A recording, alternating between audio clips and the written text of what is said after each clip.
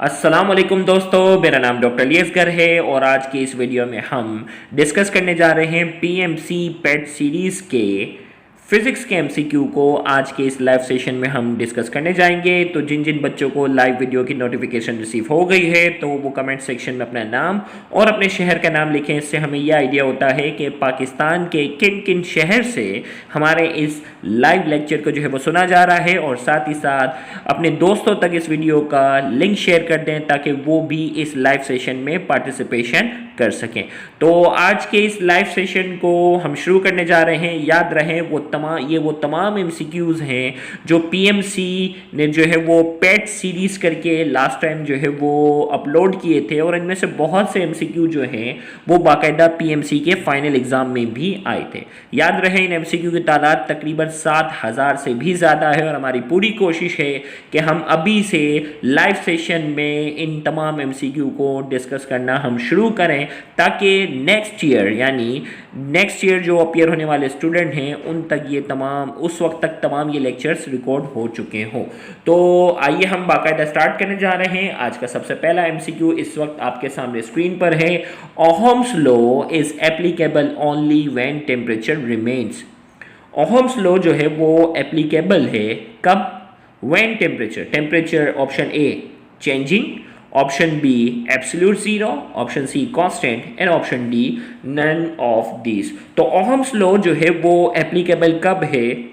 जब टेम्परेचर क्या रहता है। तो चार ऑप्शन आपके पास हैं इस वक्त स्क्रीन पर, और आपने एक ऑप्शन सेलेक्ट करना है। देखते हैं कितने बच्चों का आंसर जो है वो करेक्ट आता है। तो ओहम्स लॉ जो है वो कब एप्लीकेबल है? तो चार ऑप्शन है, एक ऑप्शन सेलेक्ट करना है। तो इस एमसीक्यू का करेक्ट आंसर हमारे पास है Ohm's law is applicable when temperature remains constant. Ohm's law applicable तब है जब टेम्परेचर क्या रहता है? जब टेम्परेचर जो है वो कांस्टेंट रहता है तब ओहम्स लॉ जो है वो क्या है? एप्लीकेबल है। तो इस एमसीक्यू का जो करेक्ट आंसर हमारे पास है C constant is the correct answer. Next MCQ इस वक्त हमारे सामने स्क्रीन पर मौजूद है। If a charge of 2 coulomb is moving with 5 meter per second enter at 30 degree in 3 Tesla. 3 Tesla का मतलब मैग्नेटिक फील्ड की बात हो रही है। Calculate the force experienced bye it. हमें फोर्स कैलकुलेट करके बतानी है।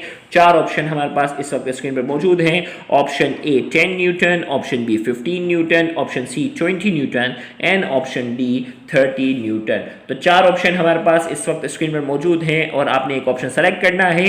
If a charge of 2 coulomb, 2 coulomb का जो चार्ज है वो 5 मीटर पर सेकेंड की रफ्तार से 30 डिग्री के एंगल पर 3 टेस्ला वाली मैग्नेटिक फील्ड में दाखिल होता है। Calculate the force experience by it. हमें जो है वो फोर्स कैलकुलेट करके बतानी है। चार ऑप्शन हमारे पास इस वक्त स्क्रीन पर मौजूद हैं। आप अपना एक ऑप्शन जो है वो सेलेक्ट कर सकते हैं।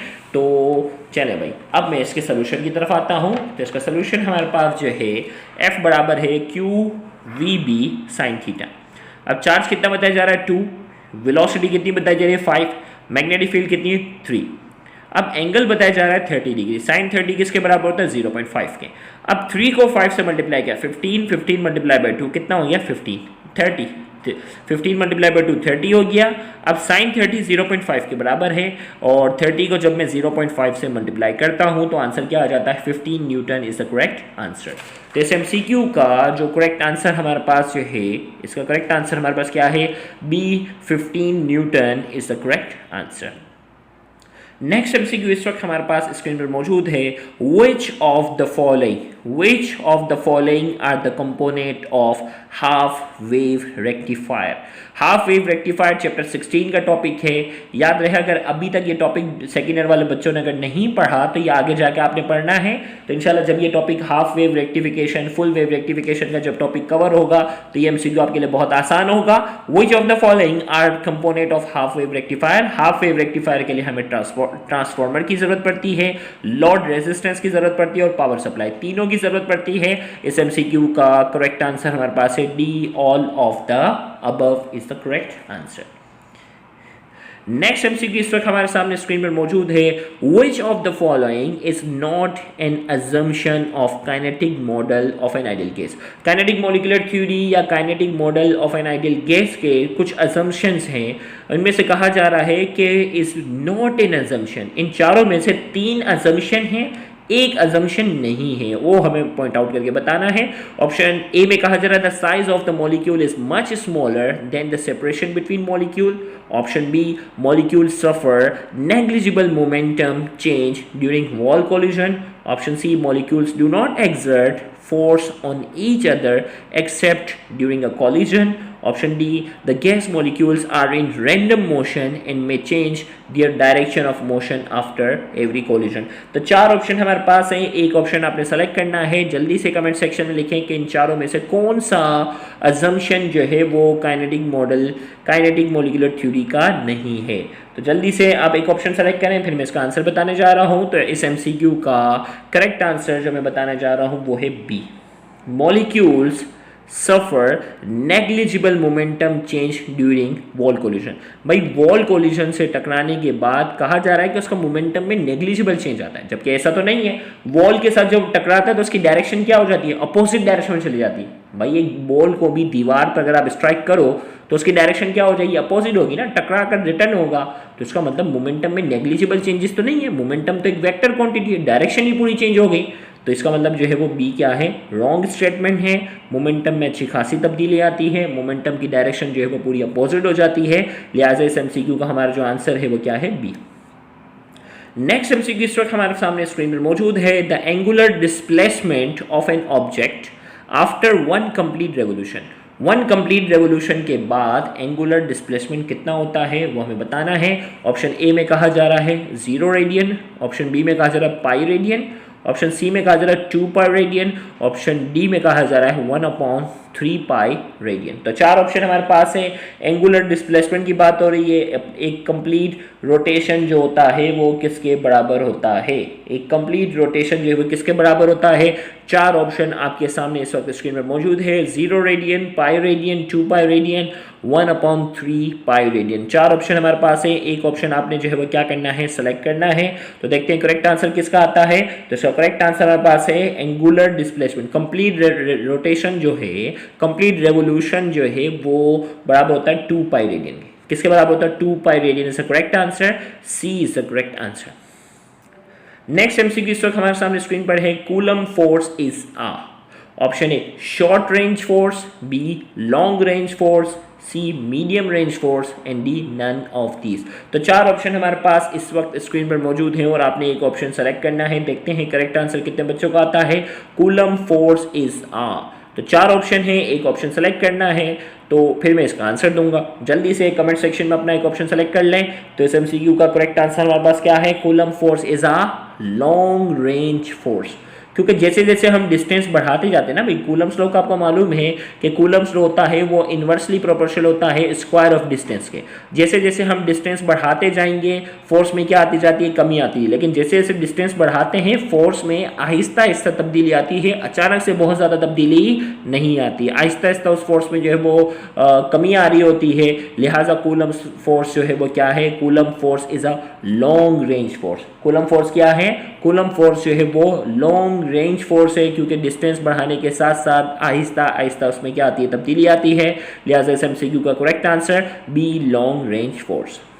नेक्स्ट MCQ हमारे पास है, motional EMF induce in a coil is dependent on.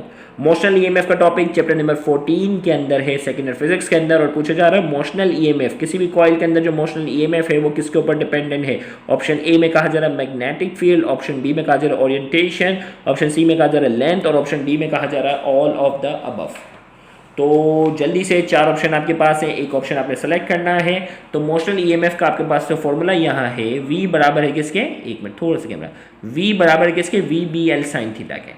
तो किसके, इसमें V जो शो कर रहा है वेलोसिटी को, ये B शो कर रहा है मैग्नेटिक फील्ड को, L शो कर रहा है लेंथ को।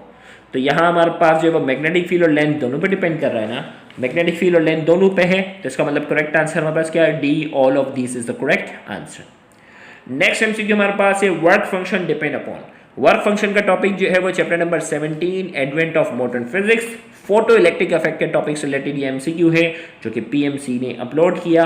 Work function depend upon, work function किसके ऊपर डिपेंड करता है? ऑप्शन ए में कहा जा रहा है metals only, B nature of surface only, C both metal and nature of surface, D threshold frequency. तो वर्क फंक्शन जो है वो किसके ऊपर डिपेंड करता है? चार ऑप्शन हमारे पास इस वक्त स्क्रीन पर मौजूद हैं और आपने एक ऑप्शन सेलेक्ट करना है, वर्क फंक्शन किसके ऊपर डिपेंड करता है।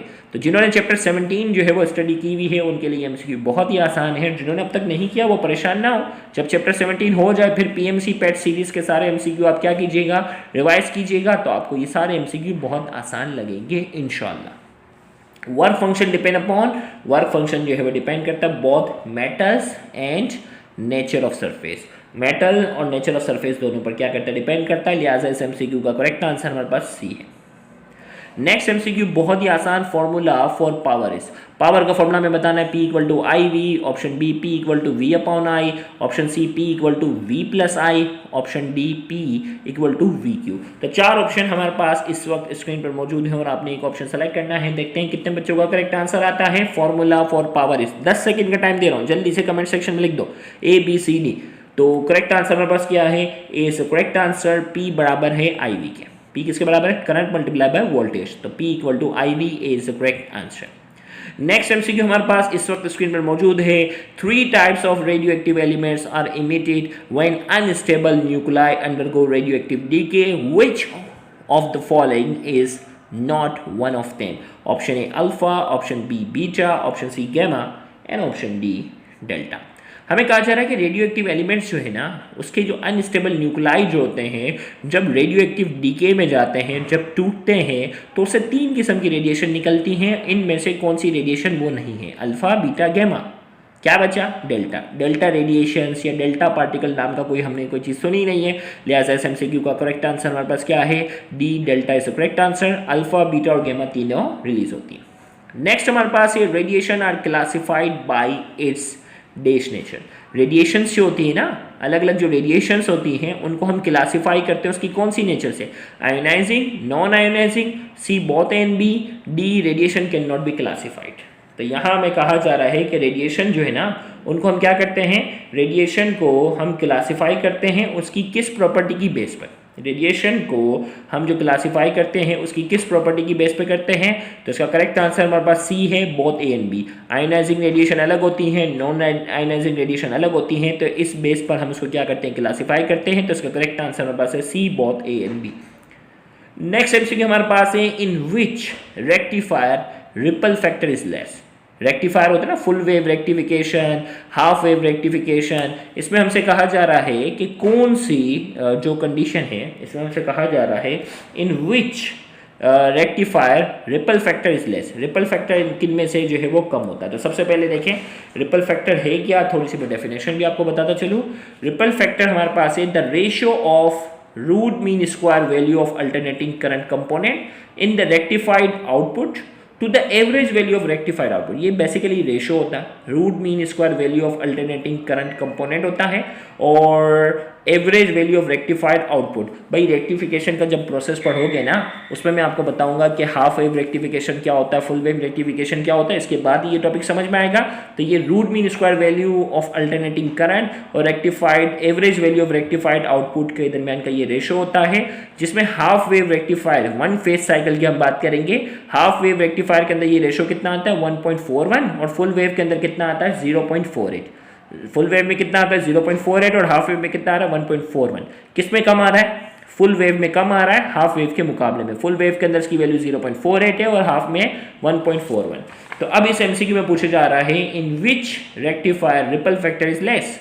किस में कम होता है, फुल वेव में या हाफ वेव में?